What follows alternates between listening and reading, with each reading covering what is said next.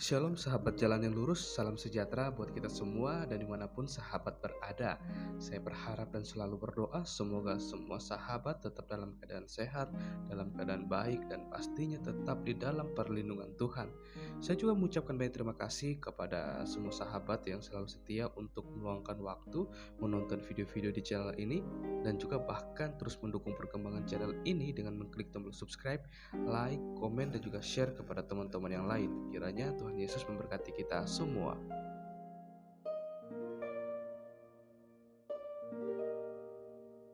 Sahabat jalan yang lurus, di kesempatan kali ini kembali lagi kita akan bersama-sama menyaksikan sebuah diskusi atau debat yang sangat menarik untuk kita simak bersama-sama, di mana di dalam diskusi atau debat tersebut ada para apologet Kristen dan juga bersama dengan Ustadz Suma. Kita akan melihat bagaimana mereka akan mengangkat satu tema yang akan menjadi bahan diskusi atau perdebatan mereka, dan mereka juga akan membawakan setiap data-data dan argumen mereka yang berkaitan dengan tema yang akan menjadi bahan diskusi atau debat mereka.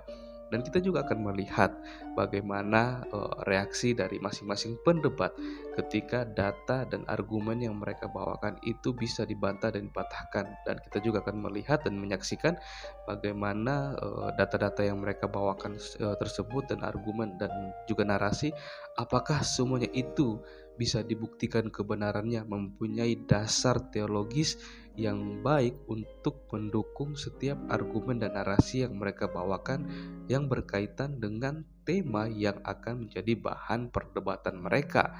Walaupun kita akan melihat pasti akan ada beberapa reaksi dari setiap orang ketika data dan argumen yang dia bawakan ketika itu tidak sesuai dengan kebenaran yang atau tidak bisa dibuktikan kebenarannya, pasti akan mengeluarkan reaksi-reaksi yang tidak baik seperti itu. Maka dari itu tanpa berlama-lama, mari langsung saja kita saksikan diskusinya atau debatnya. Saya mempersilakan untuk kita semua bisa memberikan komentar, yang pastinya komentar yang baik, saling membangun, bukan untuk saling menjatuhkan satu dengan yang lain. Kiranya Tuhan Yesus memberkati kita semua. Memiliki konsep yang sama di dalam pemahaman terhadap dalil yang ada di dalam kitab yang masing-masing kita anggap sebagai kitab suci. Berbicara mengenai Tuhan, di dalam pemahaman kami umat Islam, sebagaimana yang tertera di dalam Al-Quranul Karim, dalam surah An-Nisa ayat 34, Bismillahirrahmanirrahim, Innallaha kana aliyan kabira. Sesungguhnya Allah itu maha tinggi lagi maha besar. Nah, di sini dapat saya jelaskan bahwa bagi Allah ketinggian secara mutlak dalam segala hal, tinggi dari sisi esensi, kemampuan, kekuasaan, dan begitupun ketika dikatakan Allah itu aliyan khabira, Allah itu maha besar, tidak ada yang lebih besar daripadanya dari segala aspek. Tidak ada yang lebih dahsyat, tidak ada yang lebih mulia, tidak ada yang lebih agung darinya. Nah, oleh karena itulah kemudian di dalam Al-Quran pun diterangkan, Allahul ladzi khalaqakum min da'fin tsumma ja'ala min ba'di da'f. Kuwah. Jadi di situ dikatakan kuwah. Itu merujuk kepada sesuatu yang tidak ada padanya kelemahan. Tsumma ja'ala min ba'di kuwah da'fan. Wa syaibata yakhluqu ma yasha. Wahuwal alimul qadir. Jadi esensi yang kami sembah diterangkan oleh kitab suci kami bahwa Allah Subhanahu wa taala itu mampu membuat manusia yang lemah menjadi kuat, kemudian mampu mengembalikan manusia yang kuat itu menjadi lemah. Nah, tentu ini hanya ada pada diri esensi yang maha besar, mampu menjadikan sesuatu, menyebabkan sesuatu. Inilah dia yang kami sembah. Oleh karena itulah kemudian tema ini harus seirama daripada pembahasan dari sisi keyakinan dari saudara Nabata bahwa Tuhan pencipta langit dan bumi itu pasti maha besar dan mustahil dia kecil. Demikian sementara. Oke, demikian paparan dari Burunda tentang esensi Allah yang maha besar dalam pandangan keimanan Islam. Tentu dari anak mata saudaraku juga memiliki pandangan sesuai dengan kitab saudara. Silakan. Saya persilakan. Kenapa tak? Oke, terima kasih. Pertama-tama aku ucapkan terima kasih kepada kawan-kawan yang sudah mengundang aku, karena memang ini yang aku tunggu-tunggu udah lama. Lagi masing-masing kita punya hak untuk siar agama kita. Nah, kami juga orang Kristen ingin menyiarkan agama lewat YouTube ini. Dan satu yang memang aku selalu gadang-gadang, marilah kita berbeda, berdiskusi tanpa menimbulkan sakit hati, tanpa menyindir-nyindir berlebihan. Kalau sesuai fakta itu, oke. Aku akan menjelaskan esensi Allah dalam iman kekristenan. Pertama-tama, kita ini manusia biasa yang mengaku ada Tuhan.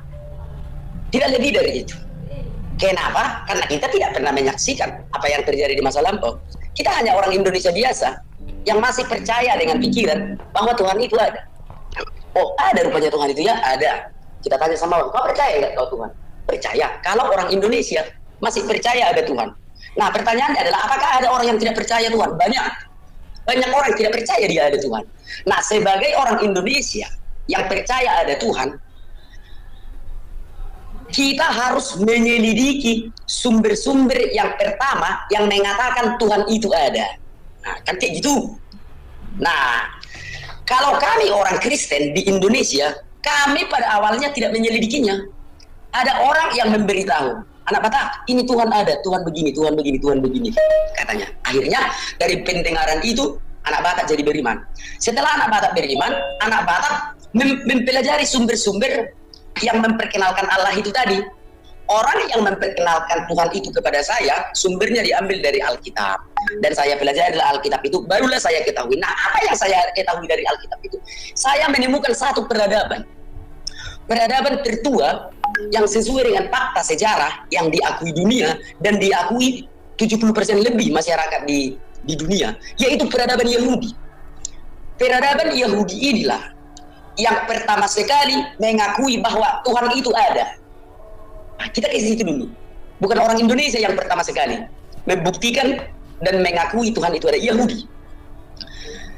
Itu dimulai ketika mereka bisa terlepas dari perbudakan di Mesir. Tuhan yang memang ada ini melepaskan mereka dengan melakukan tanda yang dunia tercengang. Penguasa dunia saat itu adalah Raja Mesir yang dikenal dengan Firaun. Apa yang dikatakan Firaun akan dilakukan seluruh ada markoro-koro, kawan-kawan, ada markoro-koro, ada seperti kruk katanya kayak gitu. Ya sebentar lagi ya, sekitar 2 menit lagi aku selesaikan. Peradaban yang tertua ini menyatakan bahwa Mesir adalah negara yang mengakui bahwa manusia ini ada di dunia dan mereka yang memerintah. Raja Firaun memerintah seluruh dunia pada masa itu. Dan mereka sedang memperbudak peradaban tertua ini. Dan terbukti Raja Mesir yang memang menguasai dunia ini membuktikan kalau Allah yang melindungi peradaban tertua ini ada. Raja Firaun mengakui dia ada Allah Israel katanya ada. Artinya anak Batak percaya bahwa Allah yang ada itu, yang diceritakan orang sama aku, yang diceritakan orang sama orang Kristen di Indonesia ini adalah Allah Israel.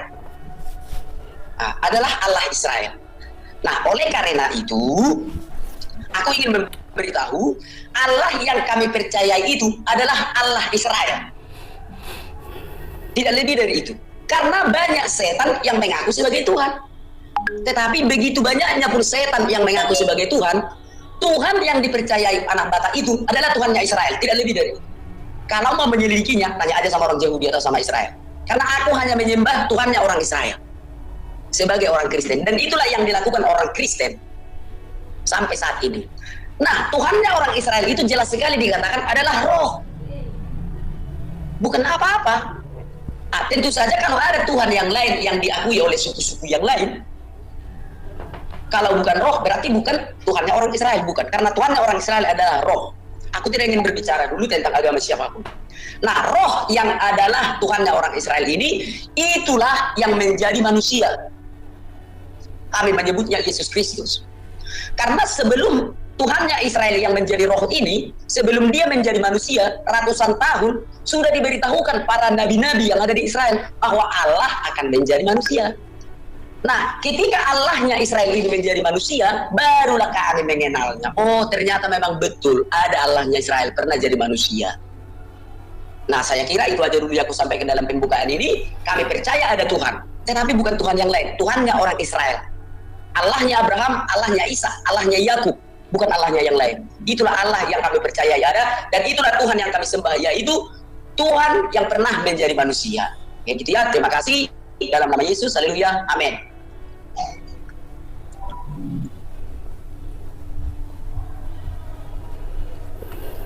Terima kasih anak Batak yang sudah memberikan paparan ya untuk pada kesempatan diskusi sore hari ini. Untuk selanjutnya silakan Bang Zuma untuk memberikan satu senggan, monggo.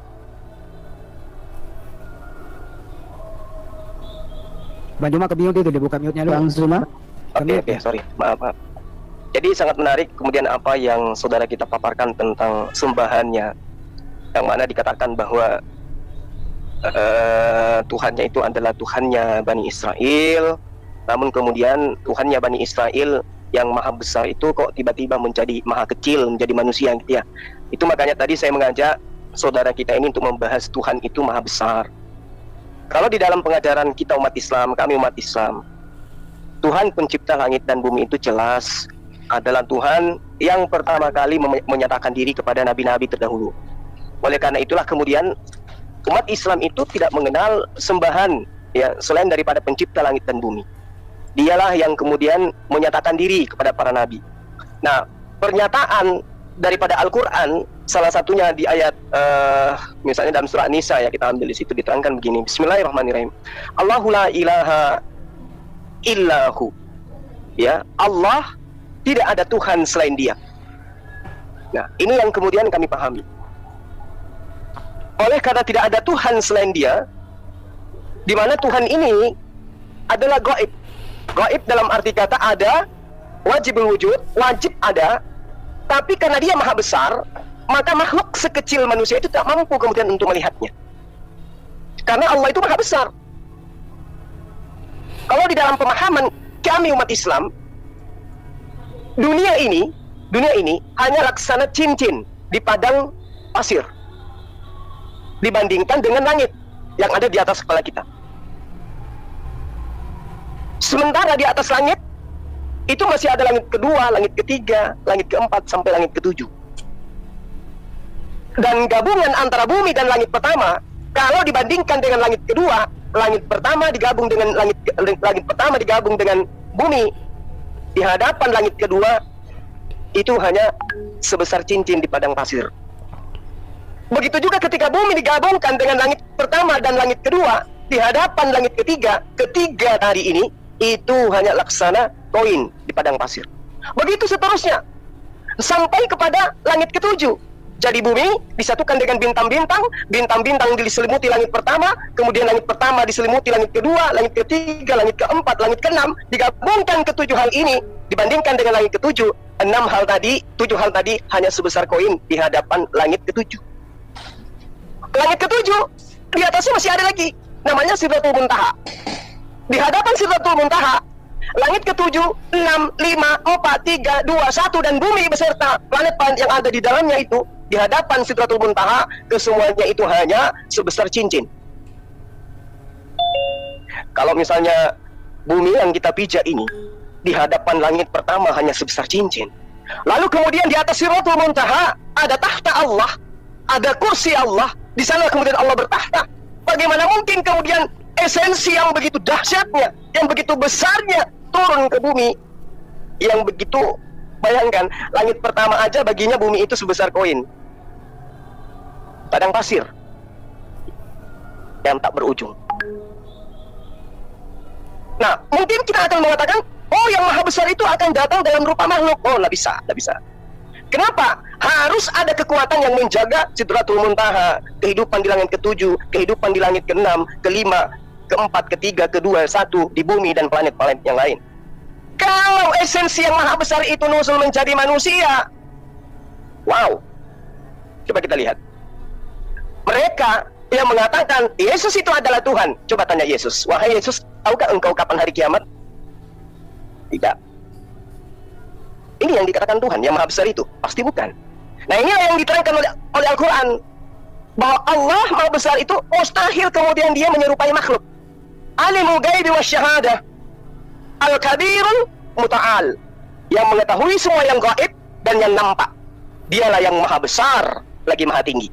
Nah, kalau dikatakan Allah itu roh, harus dipahami dulu bagaimana pemahaman orang-orang Yahudi terhadap kata ruah.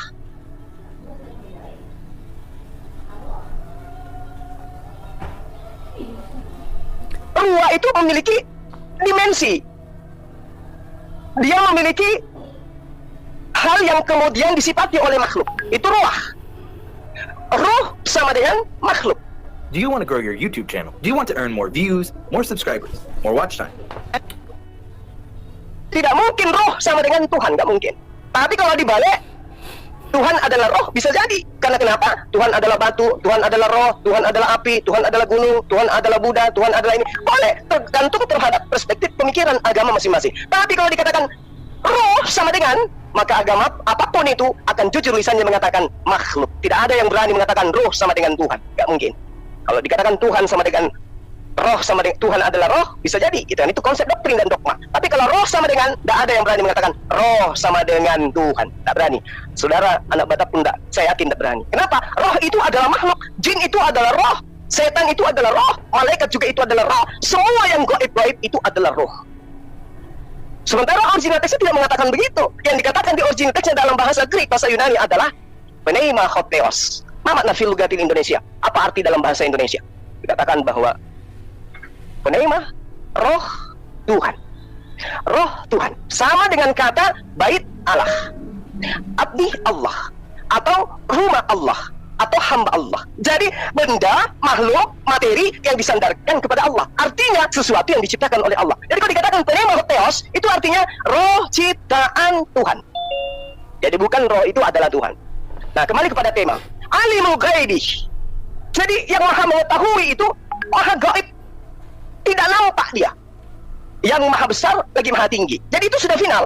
Pencipta langit dan bumi ini gaib, roh dalam perspektif bahasa kita. Yang tak nampak itu boleh dikatakan roh, tak apa-apa. Tapi esensi yang disifati kemudian dia bukan roh, karena roh itu adalah makhluk. Namun kalau dikatakan dia gaib, boleh dikatakan roh, boleh, tak apa-apa. Tapi kalau esensinya, hakikatnya bukan roh. Kenapa dia gaib? Karena tidak ada makhluk yang bisa melihatnya. Kenapa nggak bisa melihatnya? Karena Allah itu cahaya di atas cahaya.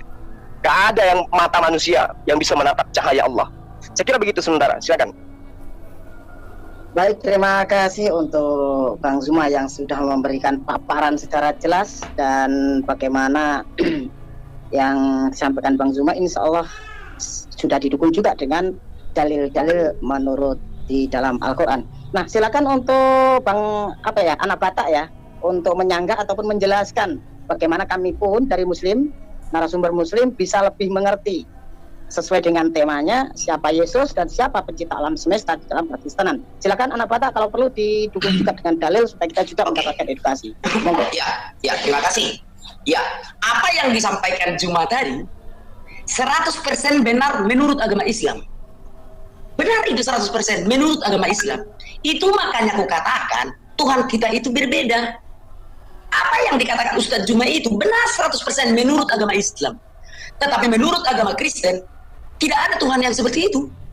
Karena Yesus sendiri yang berkata ketika Yesus berbicara dengan perempuan Samaria, dicatat dalam Yohanes, yang mengatakan kalau Allah itu roh. Yesus sendiri yang berkata Allah itu adalah roh. Barang siapa menyembah dia harus menyembahnya dalam roh dan kebenaran. Ustaz Zuma tahu itu di mana? Kan kayak gitu. Makanya aku bilang, Tuhan kita udah berbeda. Kalau Allah kami itu 100% roh. Yang berikutnya, siapakah Yesus itu? Kok jadi maha kecil? Seperti yang dikatakan Pak Zuma tadi. Begini saudara-saudara, mari kita rendahkan dulu hati untuk mengetahui agama orang lain. Nah, contoh teman-teman kan sudah beragama, mari rendahkan dulu hati. Kayak mana sih agama Kristen? Nah, saya akan beritahu. Kejadian 1 ayat 1 sampai 3 sudah jelas diajarkan siapa Allah kami itu. Kami memiliki Allah yang di dalamnya ada firman dan di dalamnya ada roh. Apakah Allah kami ada 3? Tidak. Analoginya begini, saya manusia. Saya di YouTube dikenal dengan sebutan anak Batak. Di dalam anak Batak ini ada 3 pribadi yang bisa dibedakan tetapi tidak bisa dipisahkan. Apa itu? Yang pertama, tubuh saya. Saudara-saudara kalau bertemu tatap muka dengan saya, yang saudara lihat adalah tubuh saya, tubuh anak Batak. Di dalam tubuh anak Batak ini ada roh. sehingga anak bata bisa hidup. Jika roh tidak ada di dalam anak bata ini, maka anak bata akan sakaratul maut, jadi mayat.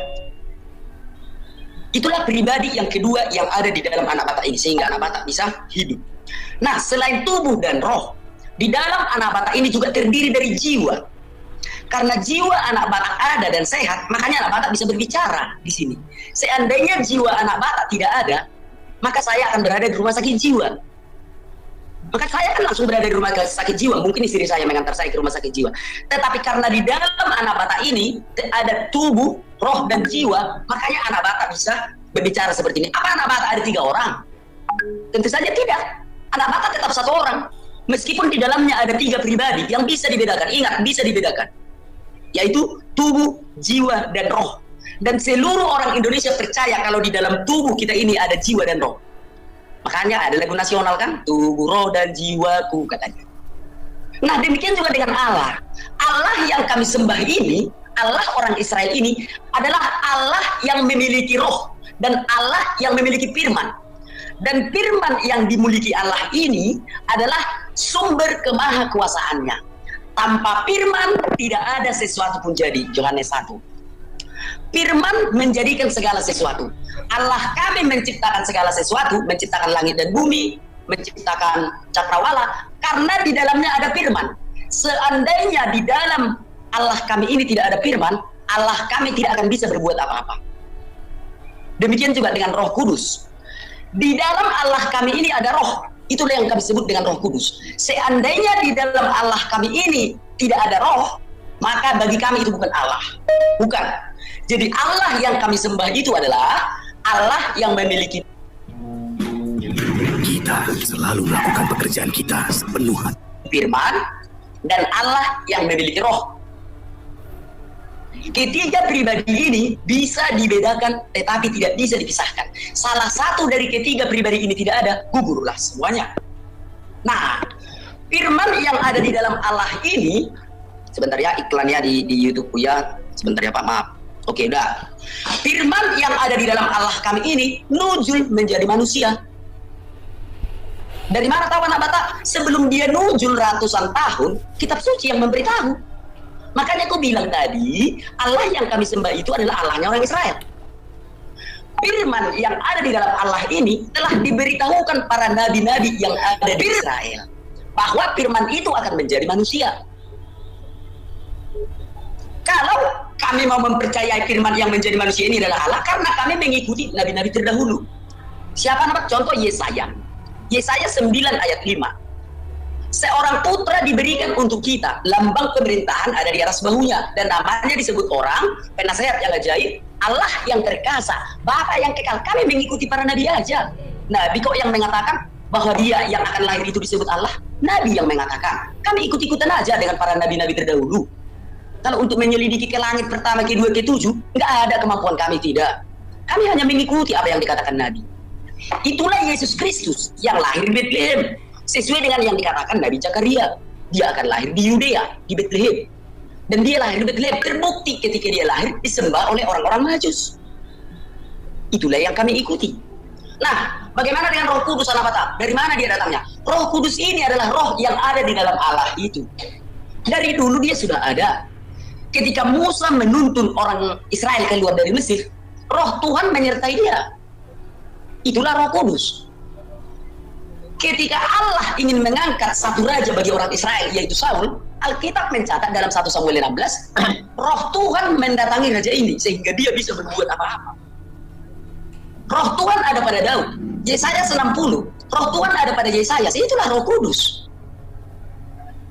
Nah, jadi Allah yang kami sembah itu adalah Allah yang bisa menyertai kami melalui firman yang ada di dalamnya dan roh yang ada di dalamnya.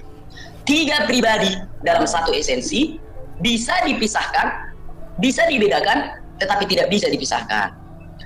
Itulah iman kekristenan. Nah, kalau aku boleh mengomentari iman Islam yang diberitahu oleh Ustadz Juma tadi, aku percaya Tuhannya orang Islam itu ada, tapi bukan Tuhan kami gitu. Kalau Tuhannya orang Islam tidak bisa jadi manusia, it's okay. Karena begitu besarnya ya, kata Ustadz Juma tadi, terlalu besar Tuhannya orang Islam itu, nggak bisa jadi manusia. Setuju, nggak ada urusan dengan saya. Tetapi Tuhan kami bisa menjadi manusia. Bang Anak Batak, kalau Ya, bisa Pak. dipersingkat dikit biar waktunya Oke, 1 menit. biar Nah, bisa dibagi waktunya. Oke, 1 menit Pak. Oke, ya 1 menit lagi ya. Nah, itulah hebatnya Alkitab yang kami miliki. Kami juga diberitahu bahwa akan ada setan yang menyamar menjadi Tuhan. Saya tidak akan menuduh, tidak. Tetapi kami mengenal Allah yang kami sembah. Dan nabi-nabi palsu diberitakan di dalam kitab suci kami. Makanya kami bisa membedakan, oh ternyata ini Tuhan mereka toh. Iya, oh berarti ya udah kita hormati aja, itu Tuhan mereka. Tetapi Tuhan kita itu berbeda ya, iya. Nah, artinya Tuhan kita berbeda, mari kita hidup bersama. Ya, terima kasih Pak, silakan Pak. Baik. Nah, terima kasih. Langsung disangka saja, Bang. Oke. Jadi Al-Quran itu jelas mengatakan innama amruhu idza arada syai'an ayyakula lahu kun fayakun. Tuhan yang benar itu ketika menghendaki sesuatu, cukup dia mengatakan. Nggak mesti kemudian kalau dia mau menyelamatkan manusia, dia harus jadi manusia. Nanti ujung-ujungnya ketika dia ingin menyelamatkan monyet, dia harus jadi. Nggak bisa. Tuhan yang benar itu maha besar. Tuhan maha besar ketika ingin menyelamatkan. Dia tinggal mengutus utusannya. Makanya semua utusan ketika dia datang mengajarkan dirinya sebagai utusan. Tidak ada di atas muka bumi ini utusan Tuhan tidak ngaku sebagai utusan. Dan tidak ada di atas muka bumi ini Tuhan mengaku utusan, nggak ada. Kecuali Tuhan yang dilantik, kecuali makhluk yang dilantik menjadi Tuhan. Yeremia 55 nomor Yesaya 55 nomor 11 pun menerangkan seperti itu. Ketika Tuhan menghendaki sesuatu, dia cukup berkata.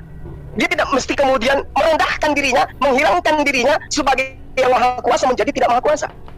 Mazmur 33 nomor 9, ketika dia menghendaki sesuatu, cukup dia memerintahkan A jadi A, B jadi B. Itu baru namanya Tuhan. Kalau ada Tuhan yang kemudian tidak bisa berlaku apa-apa dari dirinya sendiri, bahkan kedatangannya bukan atas kehendak dirinya sendiri, berkata-kata pun bukan atas dirinya sendiri, itu bukan Tuhan. Itu makhluk yang dipaksakan menjadi Tuhan. Ada datanya itu, dan saya bisa buktikan. Nah, kemudian ketika Allah menerangkan di dalam Al-Quranul Karim, nyata dikatakan oleh Allah, dialah yang mengutus para nabi, dialah yang kemudian mengajarkan kepada nabi, wa ma arsalna qablaka bil mursalin illa innahum la yu'kuluna at-ta'am wa yamsuna fil aswaq. Dan kami tidak mengutus rasul-rasul sebelummu, melainkan mereka sungguh makan dan makan. Mereka memakan makanan dan kemudian mereka berjalan-jalan di tempat yang ramai. Jadi rasul itu diutus emang. Man Masihu ibnu Maryam illa rasulun qad khalat min qablihi ar-rusul wa ummuhu siddiqa kana yakula. Jelas bahwa sosok yang datang kepada Bani Israel yang kemudian nanti namanya digantikan menjadi nama nama Yunani, itu adalah sosok utusan Tuhan yang kemudian dituhankan. Al-Quran menerangkan sangat jelas bahwa setiap kemudian ada nabi yang diutus kepada Bani Israel selalu diolok-olok. Musa diolok, Abraham diolok, Daud diolok, semua termasuk Yesus pun diolok. Malah yang paling sadis olokannya itu jatuhnya kepada Yesus. Dia dianggap manusia terburuk. Penghinaan demi penghinaan kemudian diaminkan oleh saudara Kristen. Nah, kembali kepada konsep ketuhanan. Dzalika bi anna Allah huwal haqq wa anna ma yad'una min dunil batil wa anna Allah huwal aliyyul kabir. Demikianlah karena sesungguhnya pencipta langit dan bumi, Dia yang hak, dan sesungguhnya apa saja yang mereka seru selain daripada Allah, itulah yang batil. Dan sesungguhnya Allah Dialah yang maha tinggi lagi maha besar. Nah, bagaimana dengan Yesus? Ketika kemudian dikatakan Tuhan kita berbeda, jelas kita berbeda. Tuhan saya dengan Tuhannya Yesus yang sama, tapi Tuhan Anda dengan Tuhan kami berbeda. Tuhannya Yesus dan Tuhannya saudara Bata berbeda pasti. Yesus menerangkan, masih terekam di dalam catatan yang ada dalam kitab saudara, Yohanes 7 nomor 28 nomor 29. Apa yang diterangkan oleh Yesus? Menurut catatan pewarta Yohanes, kamu kenal aku, kata Yesus. Kamu tahu asalku, kata Yesus. Kamu ngerti dari mana aku ini datang. Tapi sungguh kamu tidak kenal Dia yang telah mengutus aku. Saking tidak kenalnya engkau terhadap esensi yang mengutus aku, engkau mempersamakan Dia dengan aku.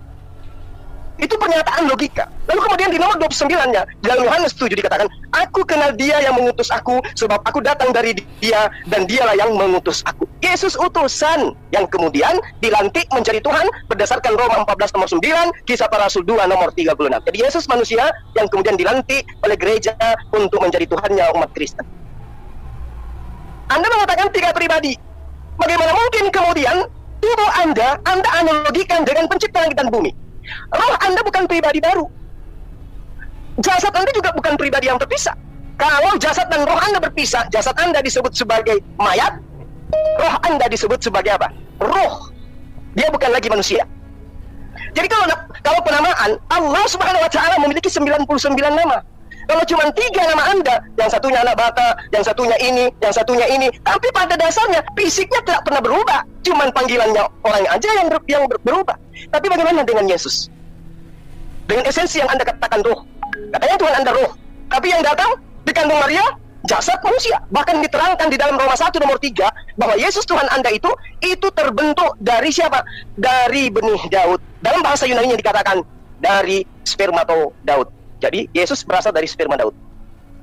Jadi kalau Anda mengatakan 3 pribadi satu esensi, itu namanya doktrin. Itu namanya dogma. Mencoba untuk mengebiri otak agar menganggap sesuatu yang 3 itu satu. Apa buktinya? Yohanes 8 nomor 18 nomor 19. Cukup 2 saksi itu sudah sah menurut Yesus. Siapa 2 ini? Kata Yesus. Aku dan juga Bapakku yang bersaksi tentang aku. Berarti Yesus dan Bapak itu 2, bukan 1.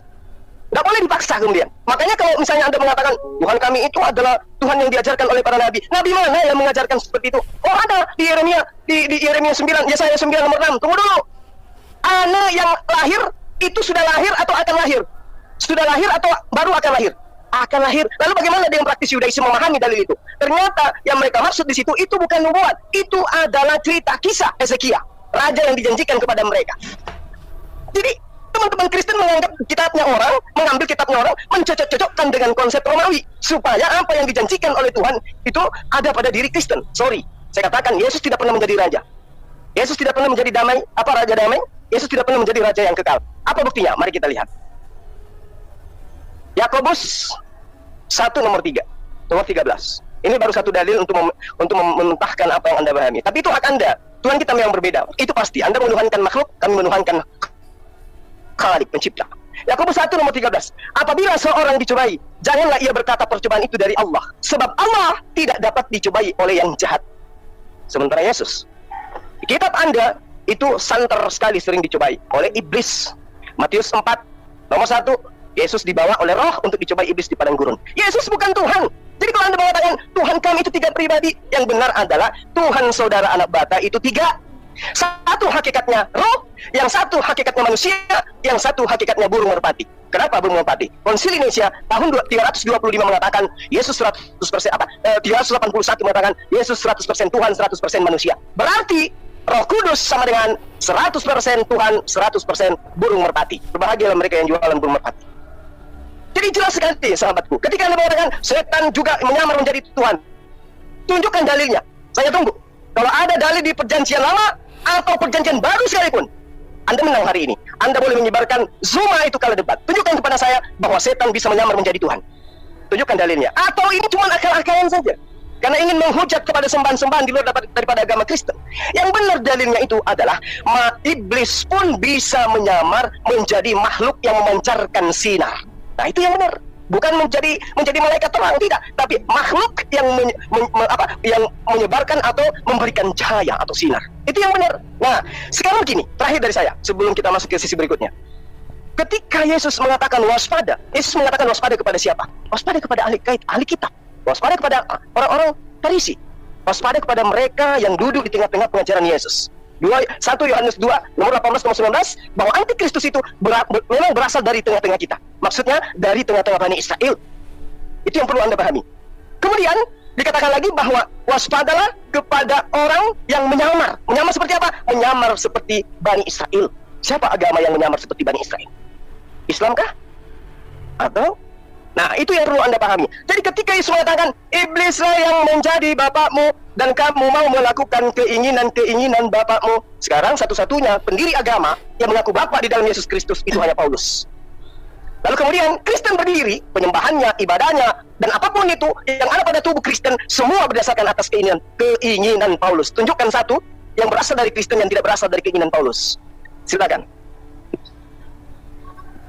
Baik, terima kasih untuk Ustadz Zuma. Silakan untuk anak Batak dibuktikan dalil-dalilnya yang diminta Bang Zuma atau dasar-dasar bagaimana bisa menyangka pernyataan dari Bang Zuma dan dari Bang Zuma. Silakan dilanjut untuk Oke, terima kasih.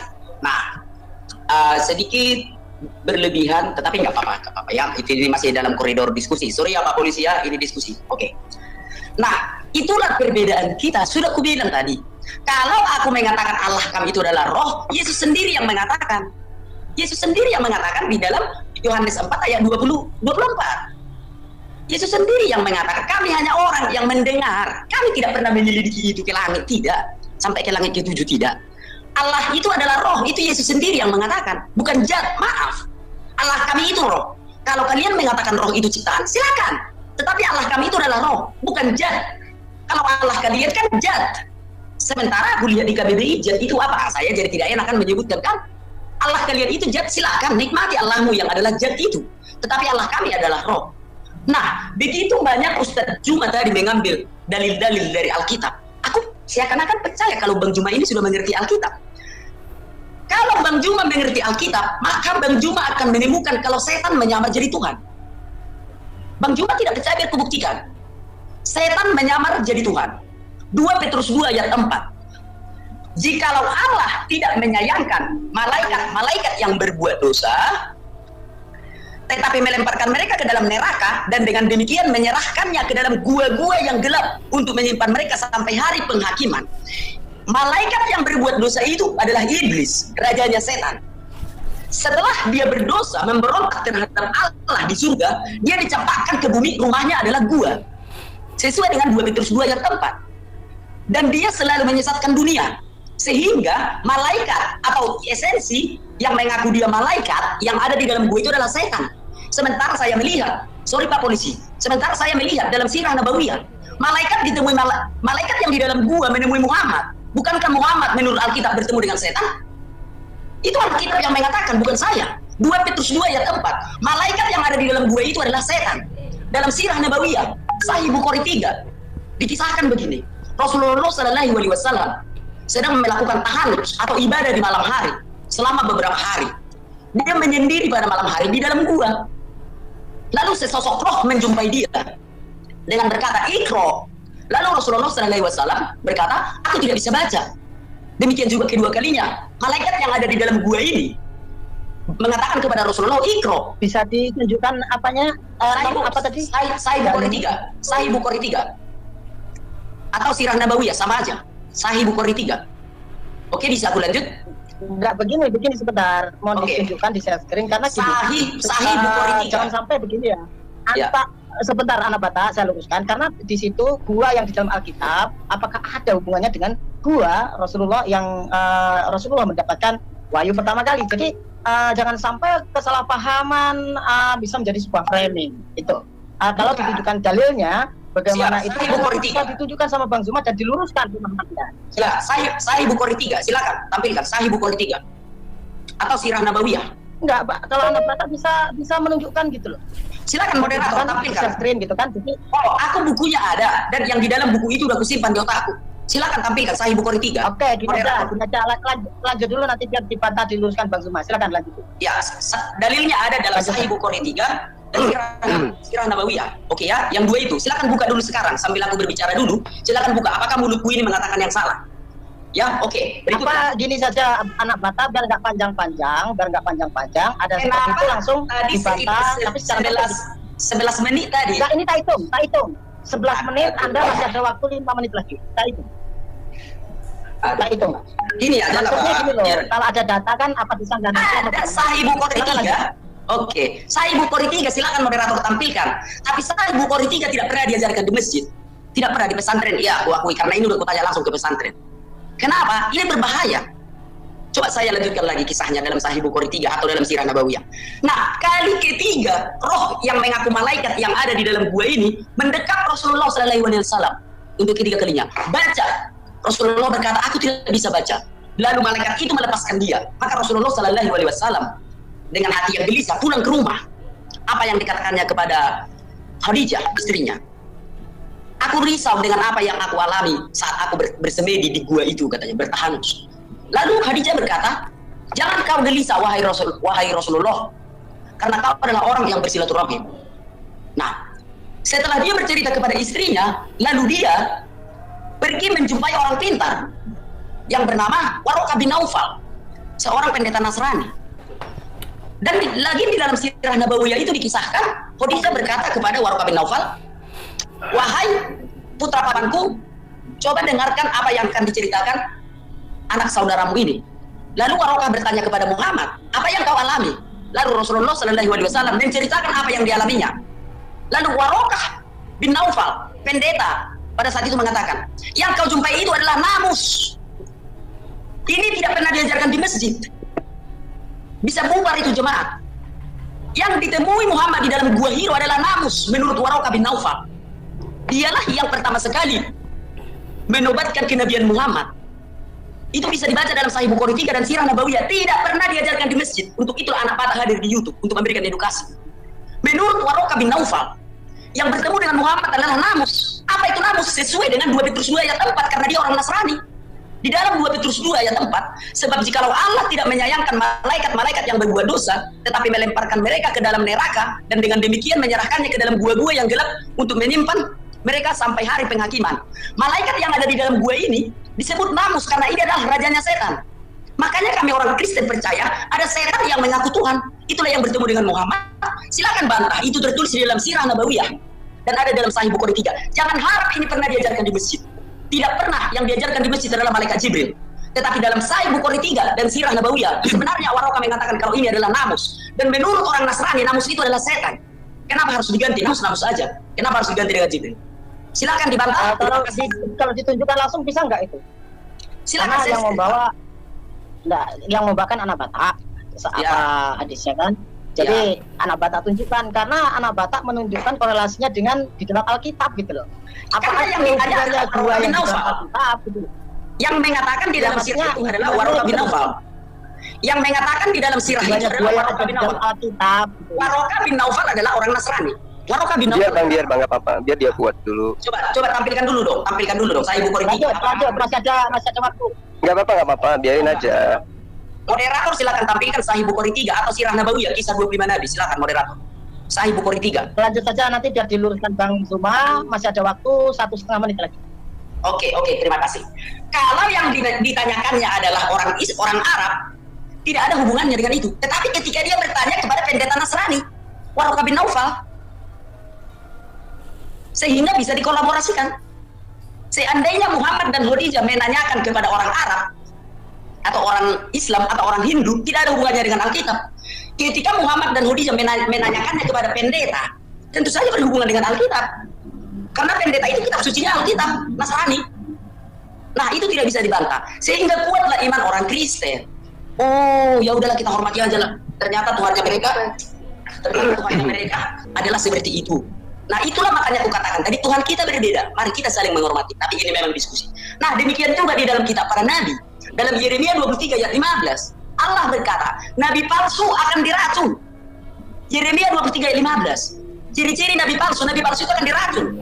Sementara saya pernah membaca di dalam satu sirah juga, di dalam satu hadis, bahwa Muhammad itu pernah diracun. Saya tidak mengatakannya mati, tetapi Muhammad itu pernah diracun, sehingga sahlah dalam iman kekristenan kalau Muhammad itu adalah nabi palsu menurut Alkitab, dan Tuhannya orang Islam itu adalah setan yang menyamar menjadi Tuhan. Dengan 2 dalil tadi. Yang pertama 2 Petrus 2 ayat 4 dikolaborasikan dengan Sirah Nabawiyah dan Sahih Bukhari 3, dan dalam Yeremia 23 ayat 15 nabi palsu itu diracun dan Muhammad pernah mengalaminya. Bukan masalah mati atau sembuh, pernah mengalaminya. Karena nabi-nabi orang Israel tidak pernah diracun. Kenapa tidak pernah diracun? Karena Allah sendiri telah memberitahu melalui kitab Yeremia, nabi palsu itu ciri-cirinya akan kena racun. Nah, untuk itu dulu yang Yeremia berapa, Bang?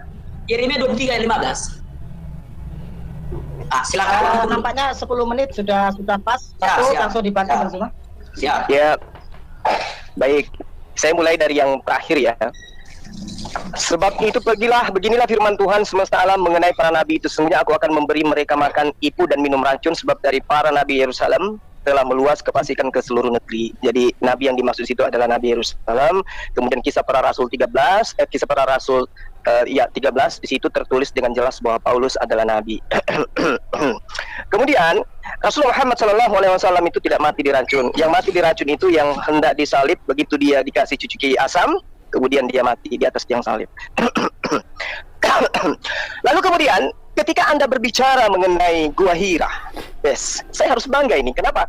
Karena yang dibanggakan oleh orang Kristen itu Nabi Elia itu sudah ada di surga katanya. Diterangkan di dalam kitabnya jelas bahwa Elia sudah terangkat ke surga. Itu nyata di dalam kitabnya teman Kristen. Ya, 1 Raja-Raja itu jelas. Nah, yang menarik di sini adalah ketika Elia itu menerima firman. Dia menerima firman ketika dia di dalam gua. Ketika dia di dalam gua, datang firman Tuhan ke dia. Oh, ternyata yang datang ke Elia itu setan. Dan ternyata setan mampu membuat Elia terangkat ke surga. Mantap. 1 Raja-Raja 19:9. Maka masuklah di sana di dalam sebuah gua dan bermalam di situ. Maka firman Tuhan datang kepada Elia. Jadi firman Tuhan datang ke dalam gua. Oke. Saya ingin memberikan sedikit vitamin kepada saudara Bata ini. Kelihatannya ilmunya masih minim sekali rupanya. Mohon maaf saya harus katakan itu ya. Jadi gini saudara Bata. Ngerti enggak saudara, di mana Yesus berdoa? Ketika dia ketakutan, kemudian dia memerintahkan muridnya berjaga-jaga. Ngerti enggak? Itu di mana tuh? Atau Anda butuh literasi yang akurat supaya Anda bisa paham. Getsemani itu berada di mana? Bukit Getsemani itu ada gua nggak di situ? Ini yang perlu Anda pahami. Ini yang disembunyikan oleh gereja. Kalau Sahih Bukhari 3 itu makanan saya. Kamu belum lahir itu sudah makanan saya itu. Tapi kalau Getsemani itu di goa itu yang disembunyikan oleh gereja. Nah sekarang yang perlu Anda pahami, bukit goa Taman Getsemani itu dikunjungi orang-orang dan itu adalah goa.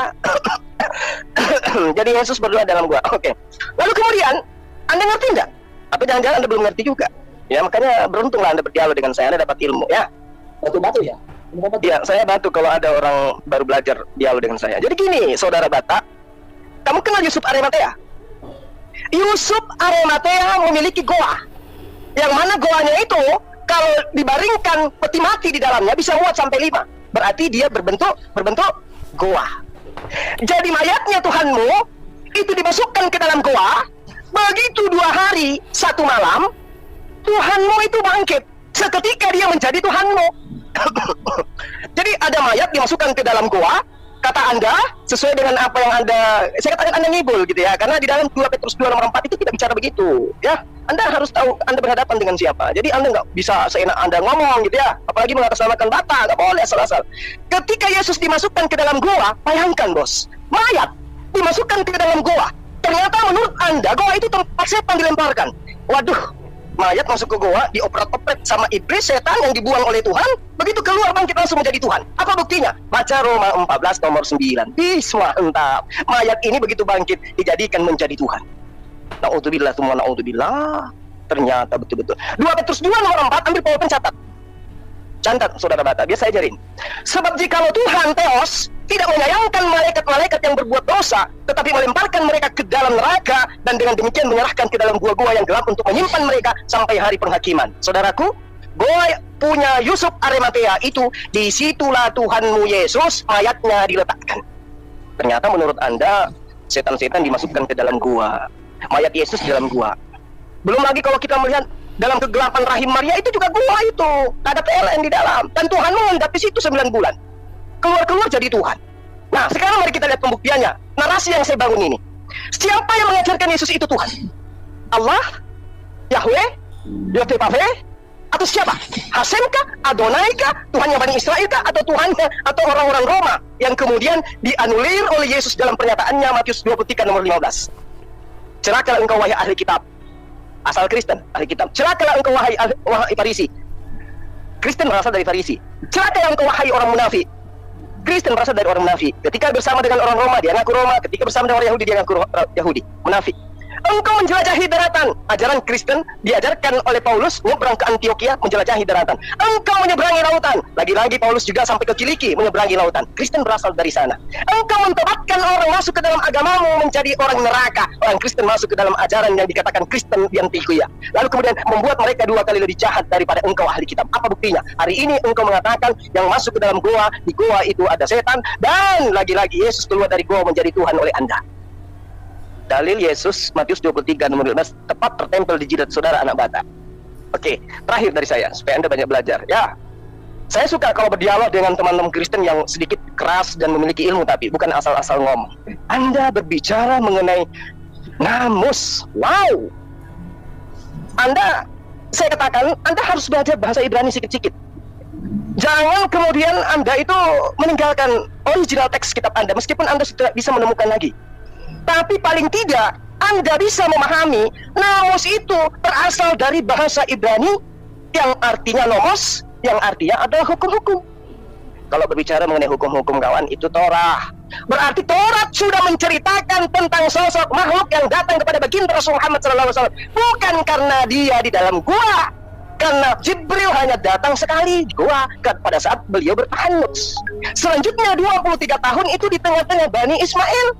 Malaikat Jibrilnya datang, Rohul Kudusnya datang, bukan di gua. Ketika diterangkan dia adalah nomos, dia adalah hukum-hukum, ya, itu menjelaskan bagaimana kemudian Iqra bismi rabbikal ladzi khalaq khalaqal insana min 'alaq Iqra wa rabbukal akram alladzi 'allama bil qalam 'allamal insana ma lam ya'lam. Ini poin-poin yang menyebabkan si imam mengatakan bahwa yang mendatangimu adalah nomos. You understand? Kamu paham? Bukan karena di gua. Kalau di gua, maka sudah hilangkan itu satu raja-raja, sudah dihapus. Kenapa? Elia masuk ke dalam gua, kemudian Tuhan datang kepada dia. Yesus masuk ke dalam gua, kemudian keluar dari gua menjadi Tuhan. Ayo, sekarang Anda mau tanggapi siap yang mana? Silakan. Oke, ya. Silakan langsung anak Batak. Oke, terima kasih. Tidak ada malaikat yang dari Tuhan di dalam gua. Di dalam kitab 1 Raja-Raja, Elia masuk ke dalam gua. Tetapi lihat, baca ayat itu sampai selesai. Allah menyuruhnya keluar. Elia keluar. Apa yang kau lakukan di sini, Elia? Keluar, pergi. Karena di dalam gua itu ada namus. Itu yang dikatakan Allah kepada Elia ketika dia masuk ke dalam gua. Elia, apa yang kau lakukan di sini? Keluar, Elia, keluar. Memang Elia bersembunyi di dalam gua, tetapi Allah menyuruhnya keluar karena di situ ada namus. Nah, Ustaz Juma tadi mengatakan belajar bahasa Ibrani. Nomos itu adalah hukum, itu bukan bahasa Ibrani, Ustaz Juma. Itu bahasa Yunani. Nomos itu bahasa Yunani, bukan bahasa Ibrani. Namus itu adalah setan, Ustaz Juma, menurut umat Nasrani. Tidak ada malaikat Tuhan pernah ada di dalam gua. Karena malaikat Tuhan yang ada di dalam gua itu adalah namus. Elia masuk ke dalam gua, benar, aku juga pernah masuk ke dalam gua nyari sarang burung walet. Tetapi Allah berkata kepada Elia, apa yang kau lakukan di sini, Elia? Keluar, get out, pergi. Kenapa Allah menyuruhnya pergi? Karena di dalamnya ada namus. Nah, Ustaz Juma tadi mengatakan, kalau Yesus itu dari dalam gua, tidak, Yesus itu dikubur. Yesus itu dikubur. Lalu Ustaz Juma mengatakan rujuk teksnya ke bahasa asli. Silakan demo pergi ke LAI, suruh hapus itu Alkitab. Kalau tidak terima, aku hanya membacakan apa yang telah diterjemahkan oleh Lembaga Alkitab Indonesia. Kalau tidak terima, keliling LAI sama PGI, bakar itu, suruh hapus itu Alkitab. Jangan terjemahkan seperti itu, jadi keluar-keluar anak Batak. Bilang aja kayak gitu. Aku hanya membacakan yang tertulis. Kalau namus itu ada di dalam gua. Yang berikutnya, dalam Sirah Nabawiyah, namus itu mendekap Muhammad, berarti dia ada. Bukan sekedar yang Ustaz bilang tadi dalam bahasa Ibrani itu nomos atau hukum. Tidak, nomos itu bukan bahasa Ibrani, itu bahasa Yunani, Ustaz. Siapa kita yang mengerti, siapa yang tidak mengerti? Kita ditonton orang ini. Nomos bukan bahasa Ibrani. Kalau namus, ya artinya setan. Dan kalau itu sekedar hukum, bagaimana mungkin hukum bisa mendekap? Dia didekap loh. Sampai 3 kali dia didekap oleh namus ini.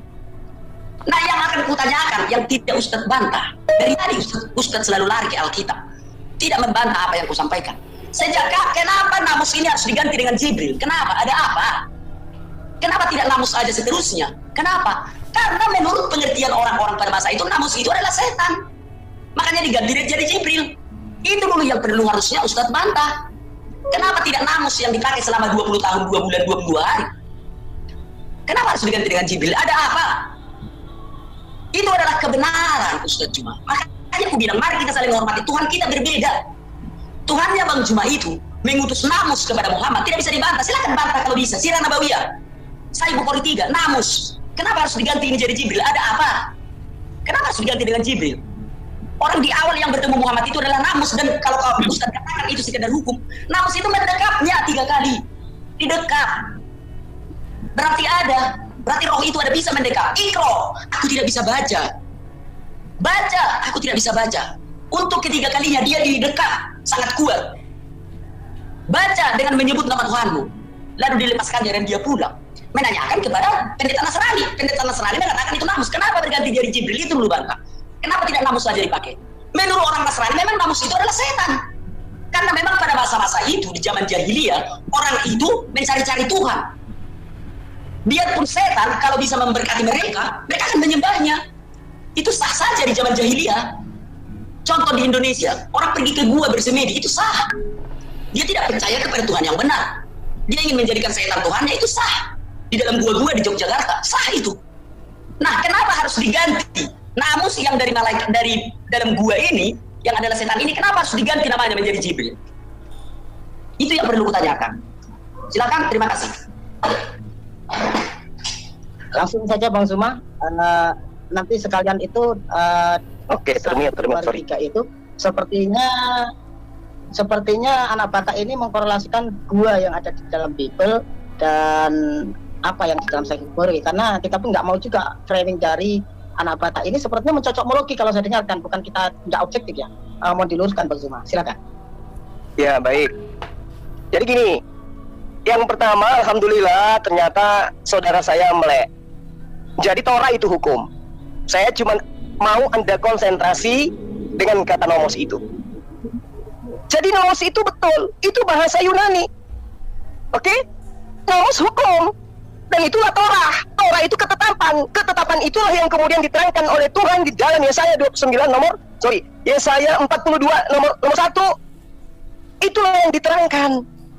Ya, bahwa lihat itu hambaku yang kupegang, orang pilihanku yang kepadanya aku berkenan, aku menaruh rohku di atasnya supaya ia menyatakan nomos. Saya ulang, supaya dia menyatakan nomos kepada bangsa-bangsa. Anda belajar dari mana? Nomos itu adalah setan. Nenek Mukipir yang usia berapa yang ngajarin itu? Nomos sama dengan setan. Nomos itu hukum. Dan hukum inilah yang kemudian diberikan oleh Allah kepada hambanya, yang digunakan di mana hukum-hukum itu harus ditegakkan kepada bangsa-bangsa. Yesaya 42 nomor 1. Yang harus ditegakkan kepada bangsa-bangsa apa namanya? Nomos. Catat dan ingat itu. Kemudian, kenapa Al-Quran menerangkan di dalam surah Asy-Syura ayat 52? Wa kadzalika auhayna ilaika ruhan min amrina ma kunta tadri mal kitab walal iman walakin ja'alnahu nuran nahdi man nasya' min ibadina wa inna latahdi ila siratal mustaqim. Kenapa dia katakan seperti itu? Karena Al-Quran ini adalah hukum. Al-Quran ini hukum-hukum yang harus ditegakkan kepada bangsa-bangsa. Kamu kena tadi ketika Anda mengatakan, saya sengaja mengatakan nomos itu bahasa Ibrani. Saya ingin Anda tahu, nomos itu bahasa Yunani yang artinya adalah hukum, ketetapan. Dan ketetapan itu datang kemudian kepada baginda Rasulullah Muhammad SAW. Saya ingin Anda baca di dalam Yesaya 29 nomor 12. Dan apabila kitab itu diberikan kepada seorang yang tidak dapat membaca, dengan mengatakan baiklah baca ini, maka orang itu akan berkata, aku tidak dapat membaca. Oke? Ketika kitab itu diberikan kepada orang yang tahu membaca, apa yang dikatakan? Aku tidak tahu membaca. Dia katakan 3 kali. Bahwa dia katakan, Iqra, fakultu ma'ana biqari, katanya. Saya tidak bisa membaca, apa yang harus kubaca? Ini berkesesuaian dengan Yesaya 29 nomor 12. Apa yang harus kubaca? Nah, lalu kemudian yang perlu Anda pahami, di dalam tuduhan Anda terhadap apa yang datang kepada baginda Rasulullah Muhammad SAW, di hadisnya mengatakan Fa'akhasani,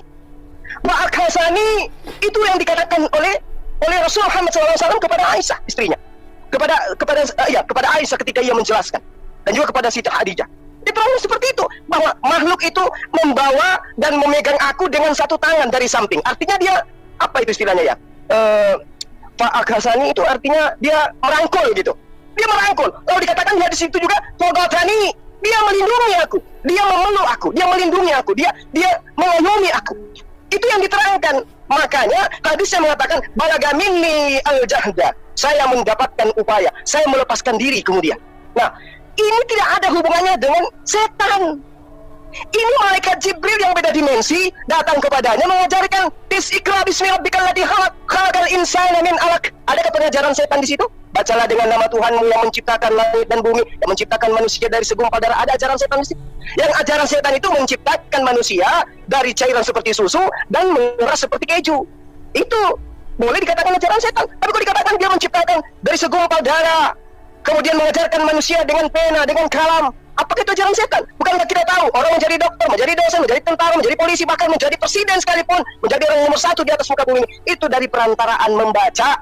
Orang bisa menemukan listrik karena membaca, orang bisa menemukan pulsa karena membaca. Kalau kita convert terhadap pengajaran agamamu, Yesus yang adalah Tuhan didatangi oleh makhluk, keringatnya seperti titik-titik darah, ketakutan dia. Ini Tuhan loh, dibandingkan dengan apa yang digenapi oleh Rasul Muhammad SAW yang sudah dikabarkan terlebih dahulu, bahwa akan datang nomos yang datang kepada roh penghibur, datang kepada penolong lain, di mana hukum-hukumnya akan diajarkan kepada seluruh bangsa-bangsa. Yohanes 16 nomor 7 sampai nomor 15. Anda baca di situ. Bagaimana kemudian tipikal dari Roh Kudus yang akan datang. Dia tidak berkata-kata dari dirinya, dia akan menyampaikan apa yang pernah diajarkan oleh Yesus. Kemudian dia sama sekali tidak mengajarkan dirinya adalah Tuhan. Itu yang perlu Anda pahami. Nah, terkait dengan apa yang Anda katakan, bahwa yang datang kepada Rasul Muhammad SAW itu adalah iblis. Tolong tunjukkan kepada saya datanya, nomos itu sama dengan setan. Saya ingin tahu, ya. Lalu kemudian terakhir ya di sesi ini, ketika Anda membaca kitab Anda yang mengajarkan Yesus, menyembah Yesus adalah iblis. Anda lihat di dalam Markus, bagaimana kemudian ada iblis merasuki manusia, yang kemudian lari teriak-teriak di kuburan, siang malam di rantai pun dia lepas. Begitu melihat Yesus, setan ini seketika datang menyembah kepada Yesus. Jadi yang mencontohkan menyembah Yesus itu sopo. Lalu kemudian, kalau Anda mengatakan yang datang kepada baginda Rasul Muhammad SAW itu adalah setan, indikasi ajarannya mana? Yang datang kepada baginda mengajarkan menyembah kepada Tuhan yang pencipta langit dan bumi, yang tidak bisa diserupakan dengan apapun. Kata Yesus, Tuhan itu tidak nampak, tidak ada yang bisa melihat Tuhan. Gitu ya, kata Yesus loh ya. Lalu kemudian dia mengajarkan Yesus itu adalah utusan Tuhan. Lalu kemudian dia mengajarkan mengharamkan babi, mengajarkan bersunat, mengajarkan kemudian melakukan apa yang disyariatkan oleh Tuhan, mengajarkan kemudian mendudukkan kitab-kitab terdahulu sebagai firman Tuhan. Lalu kemudian mana ajaran setannya? Yang mana kira-kira? Islam, makhluk ini, nomos ini tidak mengajarkan menyembah makhluk. Di dalam pengajaran Bani Israel, ulangan 36 nomor 30, ulangan 32 nomor 36 dikatakan Tuhan itu mematikan, Tuhan itu menghidupkan. Sementara Yesus, apa yang pernah diajarkan oleh Yesus, kemudian dia sama sekali tidak mengajarkan dirinya adalah Tuhan. Itu yang perlu Anda pahami. Nah, terkait dengan apa yang Anda katakan, bahwa yang datang kepada Rasul Muhammad SAW itu adalah iblis, tolong tunjukkan kepada saya datanya, nomos itu sama dengan setan. Saya ingin tahu, ya. Lalu kemudian terakhir ya di sesi ini, ketika Anda membaca kitab Anda yang mengajarkan Yesus, menyembah Yesus adalah iblis. Anda lihat di dalam Markus, bagaimana kemudian ada iblis merasuki manusia, yang kemudian lari teriak-teriak di kuburan, siang malam di rantai pun dia lepas. Begitu melihat Yesus, setan ini seketika datang menyembah kepada Yesus. Jadi yang mencontohkan menyembah Yesus itu sopo.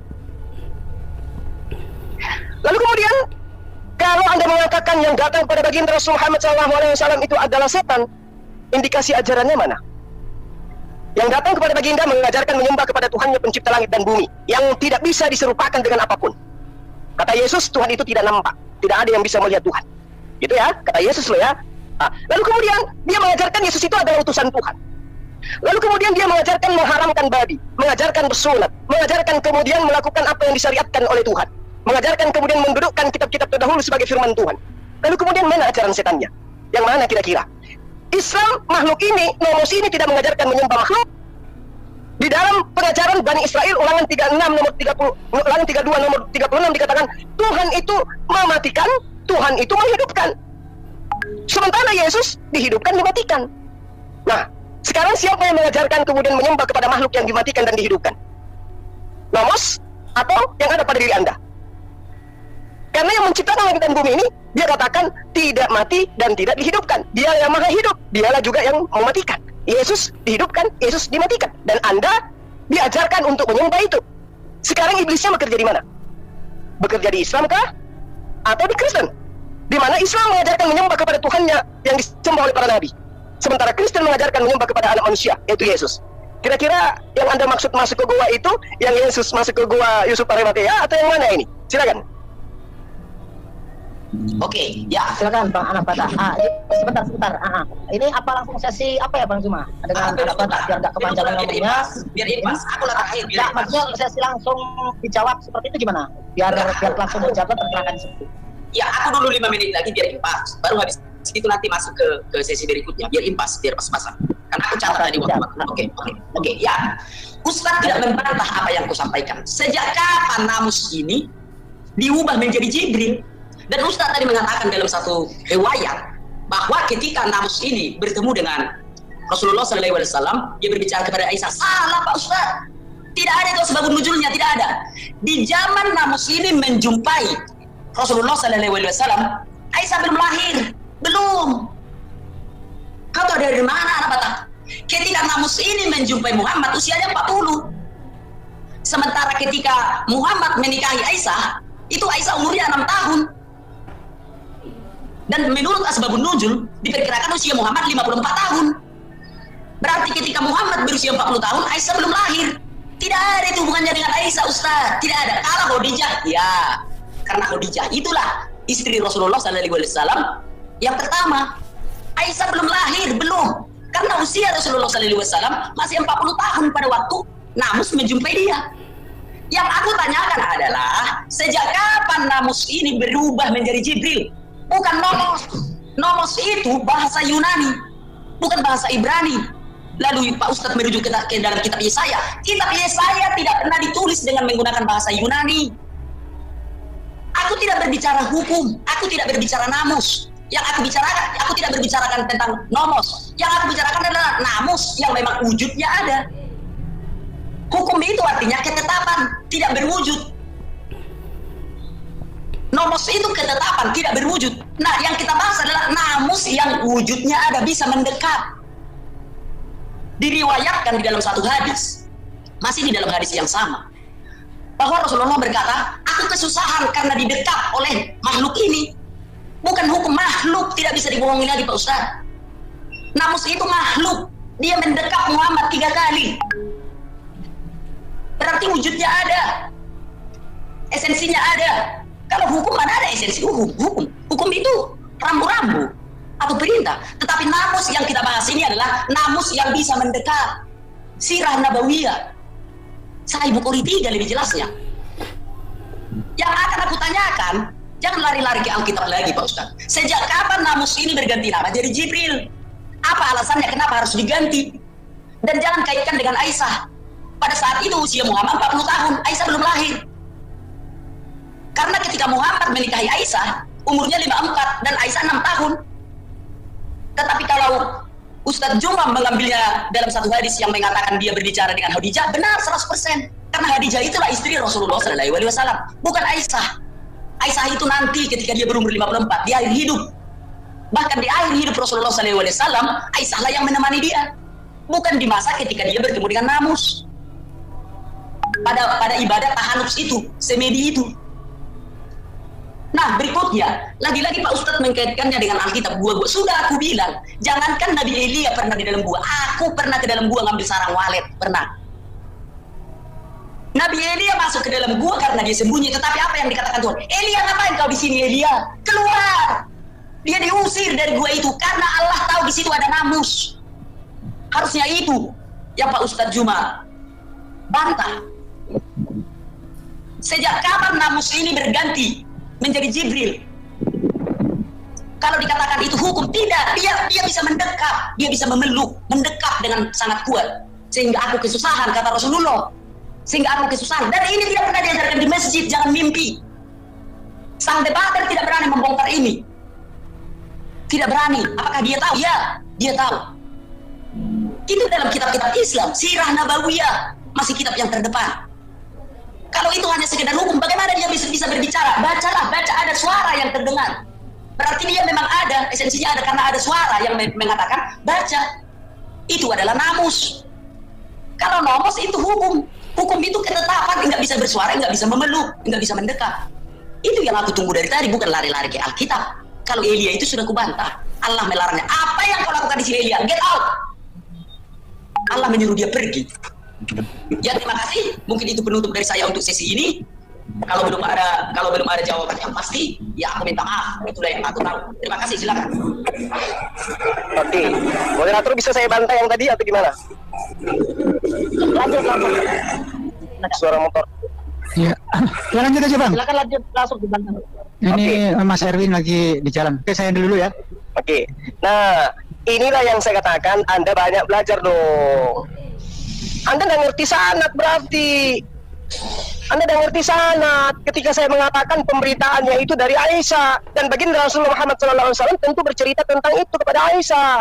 Haddatsana Yahya bin Bukhair, ya, qala haddatsana Laits an Uqail an Ibnu Shihab.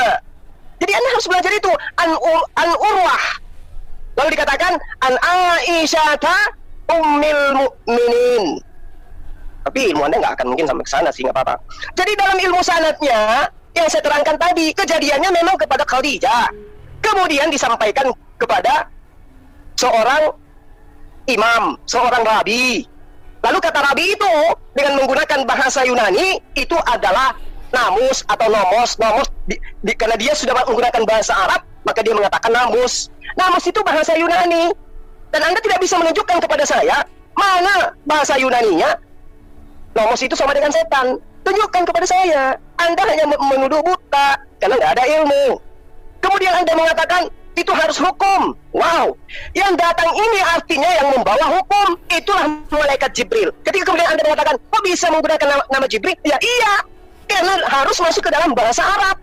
Apa bahasa Arabnya? Ruhul Qudus. Qul nassalahu Ruhul Qudus.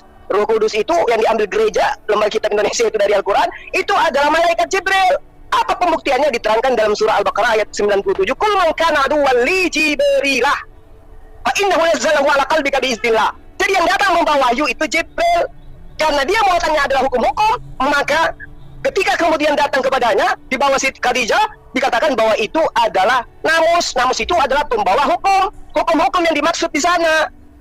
Itu yang perlu Anda pahami. Jadi kalau dikatakan ada iblis datang ke Gua Hira, tunjukkan di dalam bahasa Yunani, iblis itu bahasa Inggris, bahasa Yunaninya apa? Lalu kemudian kalau Anda lari ke bahasa Ibrani, setan itu bahasa Ibraninya apa? Anda tidak akan temukan itu. Dalam bahasa Yunani, dalam bahasa Ibrani, Anda tidak akan menemukan nomos sama dengan setan.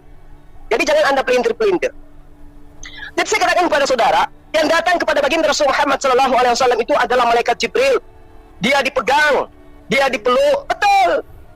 Memang iya, kami umat Islam tidak membantah itu, kami paham haditsnya, kami ngerti sanadnya, rawihnya kami paham, matanya kami paham. Kalian aja yang baru mengetahui itu dari orientalis barat, karena saya yakin Anda nggak bisa baca Arabnya, saya yakin. Oleh karena itu ilmunya Anda hanya berdasarkan kepada titipan orientalis barat, saya pastikan itu. Nah, kemudian ketika Anda melakukan sesuatu tipuan di dalam satu raja-raja itu tadi, saya katakan ternyata Anda ini sudah nipu juga rupanya ya. Tuhan memerintahkan kemudian Elia keluar, bukan karena di dalamnya itu ada setan. Anda belajar di mana? Siapa yang ngajarin Anda nipu kayak begitu? Anda mengatakan keluarlah, di situ ada namus, kata Anda. Halo, justru Tuhan bukan malaikat lagi yang datang ke gua, tapi Tuhan itu langsung yang turun menemui Elia. Apa tujuannya Elia disuruh keluar dari gua? Apa? Karena di dalam ada namus gitu? Tidak. Anda belajar di mana? Anda dengan Rudi Yohanes mirip rupanya ya. Ketika kemudian Tuhan berfirman bercakap-cakap dengan Elia, Tuhan kemudian mengatakan, keluarlah wahai Elia. Itu setelah Elia menerima wahyu. Paham enggak? Ketika diperintahkan keluar, apa yang diinginkan oleh Tuhan? Berdirilah di atas gunung itu di hadapan Tuhan. Maka Tuhan akan memperlihatkan tanda-tanda kebesaran. Dia akan memberikan dia akan membelah gunung, dia akan memecahkan bukit-bukit. Kenapa disuruh keluar? Agar Elia melihat mukjizat itu. Begitu kawan. Bukan karena di tempat Elia itu ada setan. Yang ada setan itu di goa Yusuf Arimatea. Kenapa? Kok bisa mayat bangkit makan ikan goreng?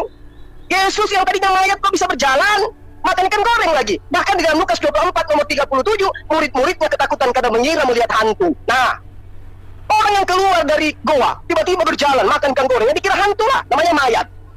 Itu yang perlu Anda pahami. Jadi kalau kemudian Anda memahami menulis kitab kanonik, Paulus, Lukas, Markus, menulis dari Roh Kudus. Nah, ini Roh Kudusnya yang saya maksud. Siapa yang mengajarkan dia? Yesus. Yesus yang mana? Yesus yang keluar dari kubur, yang keluar dari goa. Nah, Yesus yang keluar dari goa, yang kemudian mengutus Roh Kudus, mengajarkan penulis kitab Anda, ini yang perlu dikasih tanda tanya besar. Yesus kerasukan roh apa rupanya? Kok dia mengajarkan Tuhan itu 3 pribadi? Ayo, atau jangan-jangan penulis kitab Anda yang kerasukan, jangan dikatakan setan. Karena Nomos itu bukan setan, Nomos itu adalah malaikat. Nomos itulah yang membawa hukum.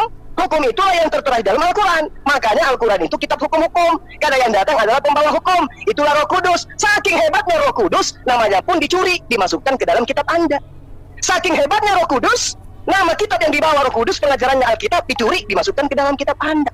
Saking hebatnya Roh Kudus, dia datang membawa nama Allah, nama Rasul, nama Nabi, dan seterusnya, dicuri, masuk ke dalam kitab Anda. Saking hebatnya, itu Anda katakan setan. Kalau begitu Anda mencuri istilah-istilah dari setan. Ayo. Jadi nggak enak saya nih. Jadi saya kira begitu ya, saudara ya. Jadi kalau Anda mengatakan tentang Elia, saya bilang, kamu jangan bawa Bible. Kenapa Anda takut bawa Bible? Kenapa Anda takut saya membahas Bible? Karena saya pakar Bible. Anda yang harus belajar sama saya Bible. Belajar hadis pun Anda harus belajar sama saya, apalagi Quran. Jadi data yang Anda bawa, titipan Arab, titipan bangsa Barat, orang-orang pembenci Islam. Nah, ketika dikatakan yang datang adalah makhluk, yes, makhluk kalau dikatakan iblis nggak mungkin mencontohkan contoh yang buruk. Iblis di dalam Markus 2 memberikan contoh menyembah Yesus. Contoh itu kemudian dipraktekkan oleh Kristen hari ini. Paham nggak Anda? Ayo. Siapa murid Yesus yang menyembah sujud kepada Yesus? Ada? Filipus tidak, Thomas tidak, Andreas tidak, Yudas tidak, Maria istrinya tidak, kemudian ibunya juga Maria tidak, Yusuf Arimatea yang menurunkan dari tiang kematian juga tidak, kemudian siapa lagi? Nikodemus juga tidak. Tidak ada yang menyembah, tapi iblis. Apaan tuh? Jelly tabut kelapa. Mau dong. Nih, buat lo. Pak, ketika melihat Yesus, dia sembah sujud menyembah kepada Yesus. Nah sekarang kalian Kristen menyembah Yesus itu ikut murid Yesus atau ikut setan? Udah enak. Oke, saya kira sebentar untuk itu. Silakan, moderator. Baik, terima kasih Mas Zuma. Saya juga batuk. Silakan anak Batak. Terakhir aku kan? Benar kan? Iya, boleh silakan, terakhir juga nggak apa-apa. Bentar, iklan ya. Iklan sebentar ya. Lewati dulu iklan. Oke, iya. Iya, makanya aku bilang, marilah kita saling menghormati. Tuhan kita itu berbeda. Nomos itu hukum. Artinya ketetapan, bukan satu makhluk yang bisa memeluk. Kalau namus, ya, namus itu bisa memeluk, bahkan dia memeluk Muhammad 3 kali. Bedakan. Ketetapan itu rambu-rambu, undang-undang. Bagaimana mungkin undang-undang bisa memeluk, mendekat sampai kan kayak gitu. Nah, lagi-lagi akan aku katakan, Elia memang bersembunyi di dalam gua, tetapi Allah mengatakan kepadanya, keluar. Itu bisa kau baca di dalam Raja-Raja 19 ayat 9. Baca satu perikop. Pelajaran sekolah minggu kelas 4 SD, membaca Alkitab itu dimulai dari judul perikop, tidak bisa satu-satu ayat. Di sana masuklah ia ke dalam sebuah gua dan bermalam di situ, maka firman Tuhan datang kepadanya demikian, apa kerjamu di sini, hai Elia? Itu yang tertulis di kitab suci. Allah memarahi dia karena dia masuk ke dalam gua, karena di situ ada namus, bukan nomos. Nomos itu ketetapan. Bagaimana mungkin ketetapan bisa membeluk sampai kepayahan, sampai 3 kali dibeluk? Sejak kapan namus ini? Apa alasan namus ini diganti jadi Jibril? Itu sebenarnya benang merahnya. Kalau memang namus ini adalah malaikat yang dari Tuhan, kenapa tidak selama 20 tahun dipakai? Yang memeluknya di gua ini, memeluknya di gua ini. Jelas-jelas dikatakan Warqa bin Nawfal, ini namus. Karena memang pada waktu itu sah-sah saja untuk mencari Tuhan. Nah berikutnya, lagi-lagi Ustaz Juma mengaku, saya harus belajar dari Ustaz Juma tentang Alkitab. Nggak apa-apa lah ya, nggak apa-apa. Tetapi aku tidak ingin sombong, nggak apa-apa. Sekarang, kalau memang Ustadz Juma mengetahui Alkitab, bukankah pada abad pertama, kedua, dan ketiga, orang Kristen sudah menguasai seluruh dunia yang kita kenal dengan 5 patriark? Patriark Roma, Yerusalem, Mesir atau Alexandria, Turki atau Konstantinopel, dan Syria atau Suriah sekarang. Belum ada agama Islam, belum ada lahir Muhammad, belum ada. Orang Kristen sudah menguasai seluruh dunia. Dan apa yang dicatat oleh kitab suci pada saat itu, sebelum Muhammad lahir, sebelum ada agama Islam, Galatia 1 ayat 8 dan 9. Kalau ada yang mengabarkan kepadamu Injil yang berbeda selain daripada Injil yang kami beritahukan, sekalipun dia malaikat, termasuk malaikat namus dan atau malaikat Jibril itu, terkutuklah dia. Alkitab mengatakan itu dalam Galatia 1 ayat 8 dan 9. Terkutuk termasuk malaikat namus. Ataupun kalau kalian menyebutnya Jibril, terserahlah. Terkutuk karena Injilnya berbeda. Injil yang sudah kami terima pada abad pertama, kedua, dan ketiga, dan keempat, yaitu Allah menjadi manusia dan Yesus disalib. Mati, ya, Yesus mati sebagai manusia, dia mati.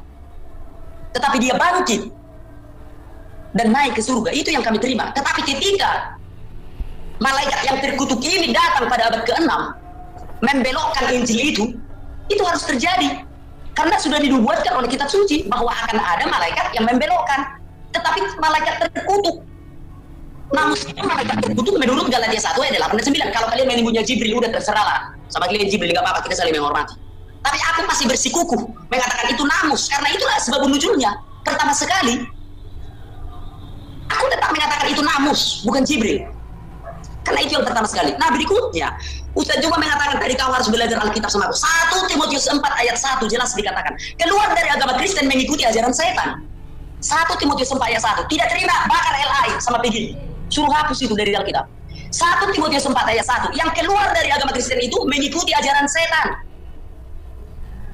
Silakan kopling ke PGI sama ke LAI. Aduh ganti itu terjemahannya itu, war-war anak Batak, bilang kayak gitu. Aku bilang tadi, aku hanya mengikuti apa yang ada di kitab suci, apa yang dikatakan para nabi. Makanya aku bilang, jangan kita menjelek orang Kristen, selalu aku bilang sama orang Kristen, jangan jelek-jelekan Al-Quran, karena itu firman Allah melalui namus. Biar aja itu agama mereka. Nggak usah kita jelek-jelekan kitab suci orang lain. Itu agama mereka. Tuhan mereka adalah Allah. Sementara kita tidak. Kitab suci kita Alkitab, dan Tuhan kita adalah Tuhan Yesus Kristus, yaitu Allah yang menjadi manusia. Kita berbeda, mari kita hidup bersama. Jangan lagi membahas agama orang lain, karena berbeda, Tuhannya berbeda. Allah yang kami sembah itu adalah roh. Itu Yesus yang berkata dalam Yohanes 4 ayat 24. Allah itu roh, bukan zat. Kalau Allah Ustadz cuma zat, oke, nikmati Allahmu yang adalah zat itu, yang menyampaikan firman-Nya kepada Muhammad melalui namus. Nikmati, silahkan. Jangan utak-atik Alkitab kami, biarlah kami beragama Kristen. Ini Alkitab kami, sehingga kita bisa hidup damai meskipun Tuhan kita berbeda.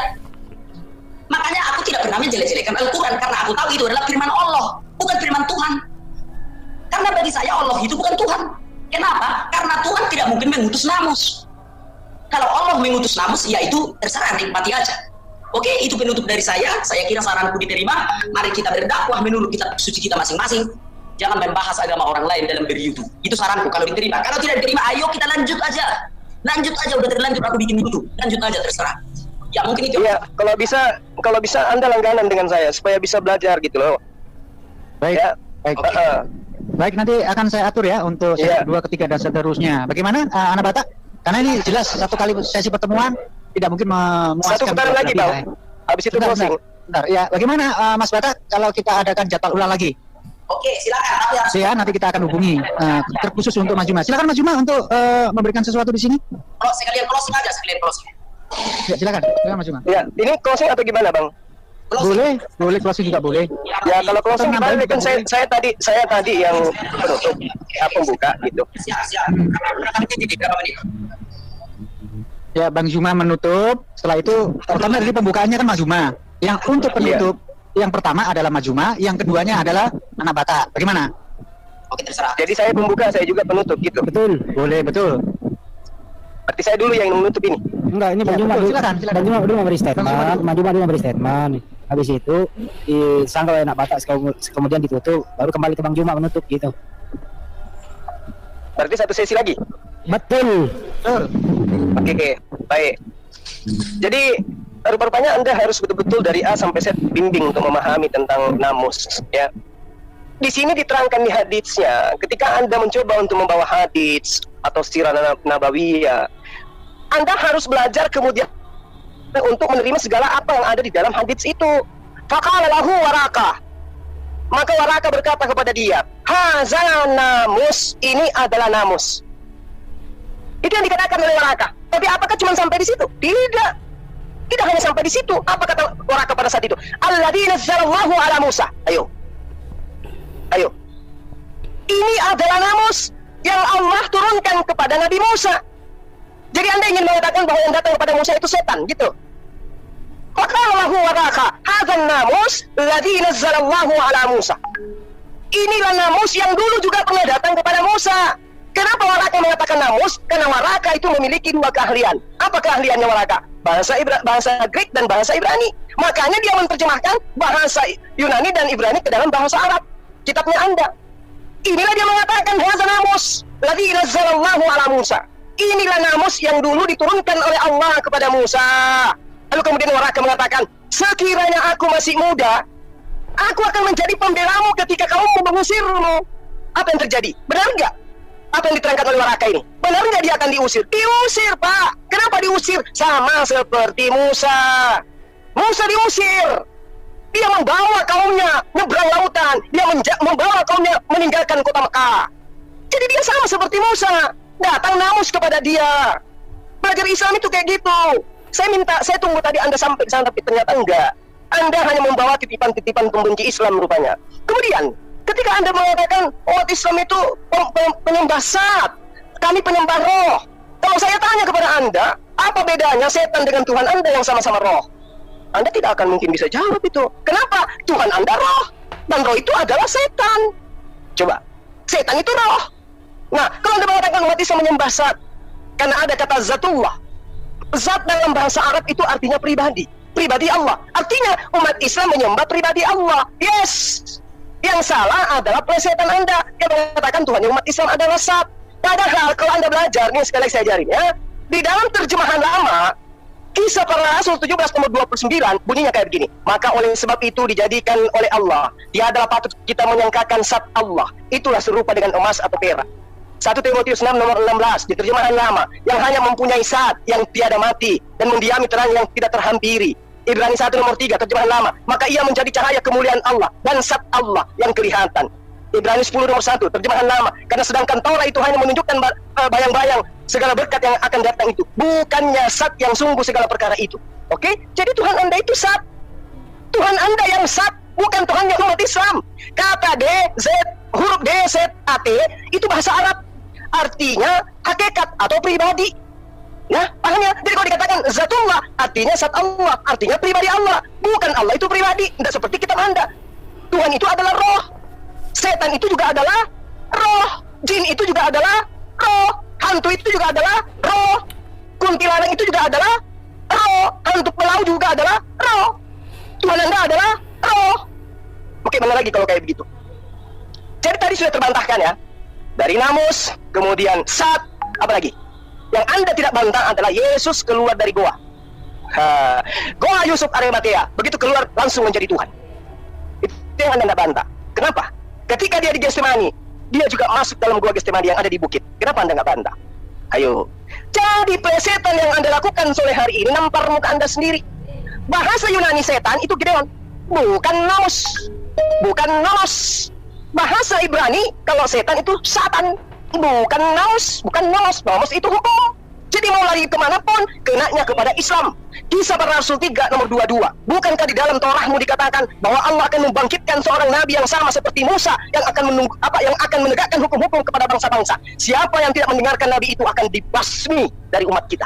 Ayo, siapa itu? Tuhan Anda malah yang dibasmi. Harus ada nomos yang datang membawa hukum kepada nabi yang sama seperti Musa itu. Di tangannya menyala-nyala hukum Tuhan yang akan ditegakkan kepada bangsa-bangsa.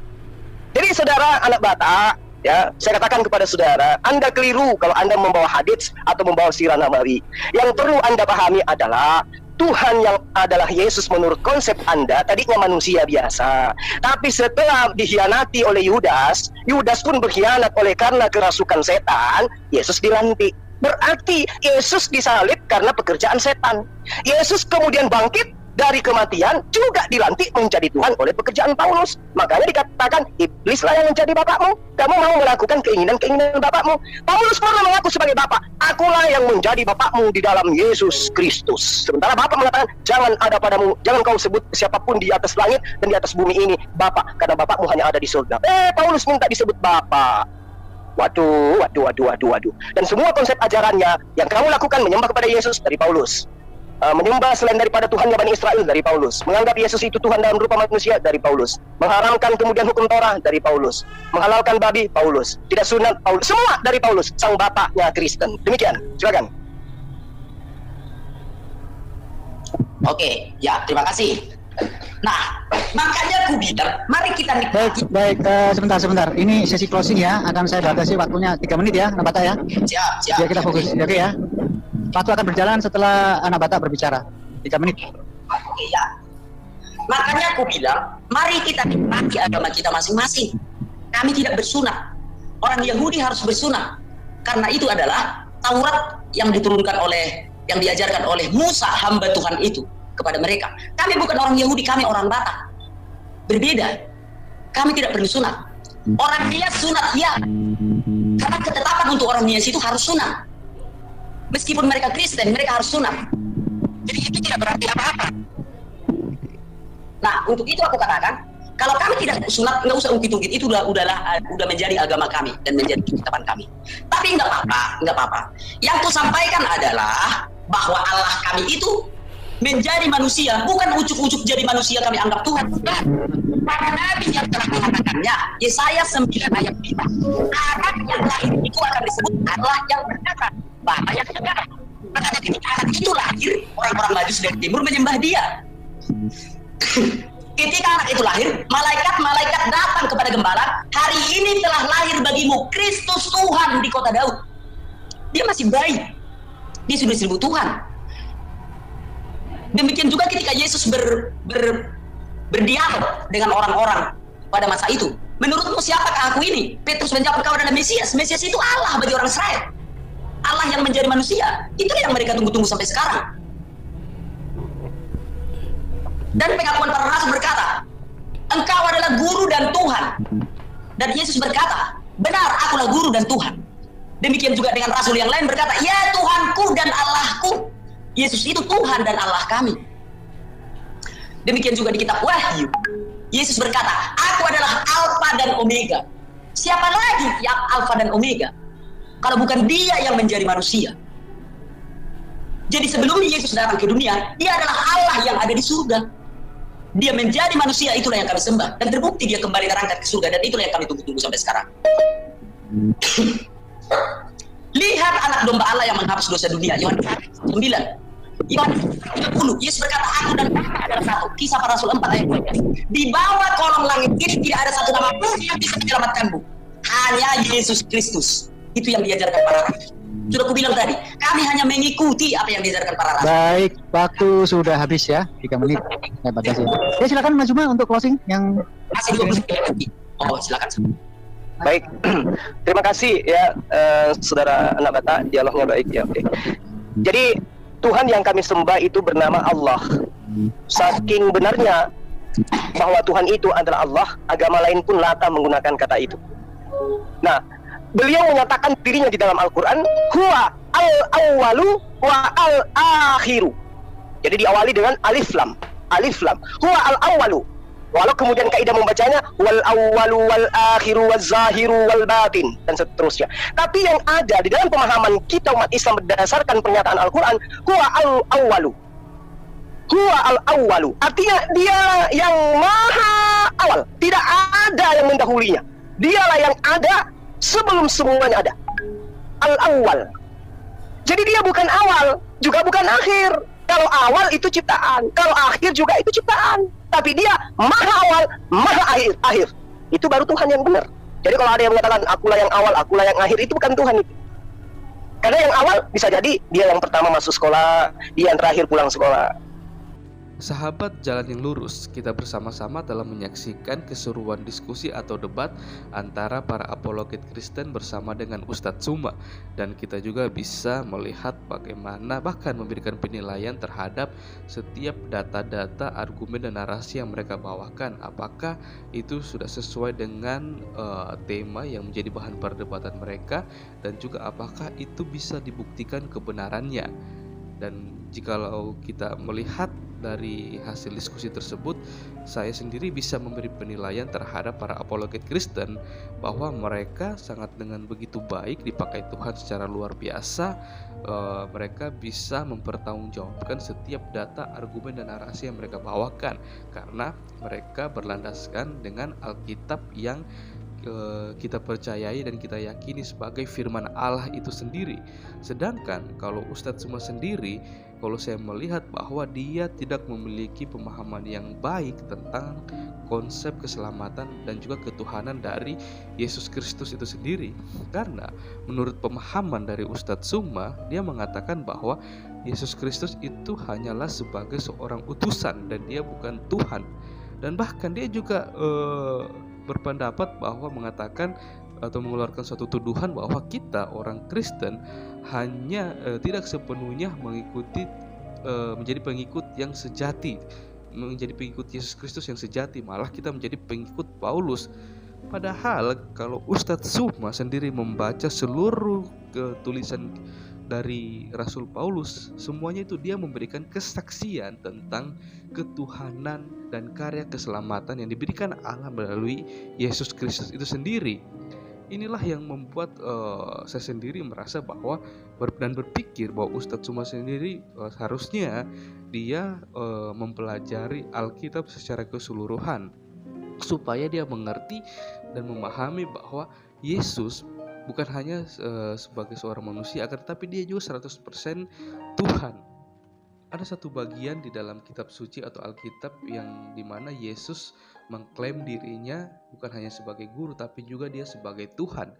Di dalam Yohanes 13 ayat yang ke-13, di situ dikatakan, "Kamu menyebut aku guru dan Tuhan, dan katamu itu tepat, sebab memang akulah guru dan Tuhan." Inilah merupakan pernyataan dari Yesus sendiri yang mengklaim dirinya adalah guru dan juga Tuhan. Dan hal inilah yang tidak dipahami oleh seorang Ustadz Suma itu sendiri, karena Ustadz Suma hanya berdiri dengan pendiriannya, dengan pernyataannya bahwa Yesus hanyalah seorang utusan sampai di situ. Karena melalui ayat ini atau gelar Tuhan yang dimiliki oleh Yesus adalah sebagai bukti bahwa Ia adalah Allah. Gelar tersebut juga memberikan sebuah pemahaman kepada setiap umat manusia bahwa Yesus adalah satu-satunya sang juru selamat bagi umat manusia yang percaya kepadanya. Maka dari itu saya juga berpikir bahwa sebaiknya Ustadz Suma lebih lagi lah memperdalam, mempelajari tentang kebenaran yang ada dalam kitab suci seperti itu. Bukan hanya mencari-cari kesalahan dalam Alkitab, kemudian mentafsirkan sesuai dengan pikiran sendiri dan menjadikan hal tersebut untuk menyerang iman kekristenan. Akan tetapi ya kami terus berdoa supaya ketika orang-orang di luar sana yang terus mencari-cari kesalahan di dalam Alkitab, mereka sendiri bisa bertemu secara pribadi dengan Yesus Kristus, sehingga mereka boleh mengalami pertobatan, sehingga mereka bisa melihat bahwa keselamatan yang sejati hanya ditemukan di dalam Yesus Kristus. Yohanes 3 ayat yang ke-16 berkata demikian, "Karena begitu besar kasih Allah akan dunia ini, sehingga Ia mengaruniakan anaknya yang tunggal, supaya setiap orang yang percaya kepadanya tidak binasa, melainkan beroleh hidup yang kekal." Sekian video saya di hari ini, sampai berjumpa di video saya yang selanjutnya. Tuhan Yesus memberkati kita semua.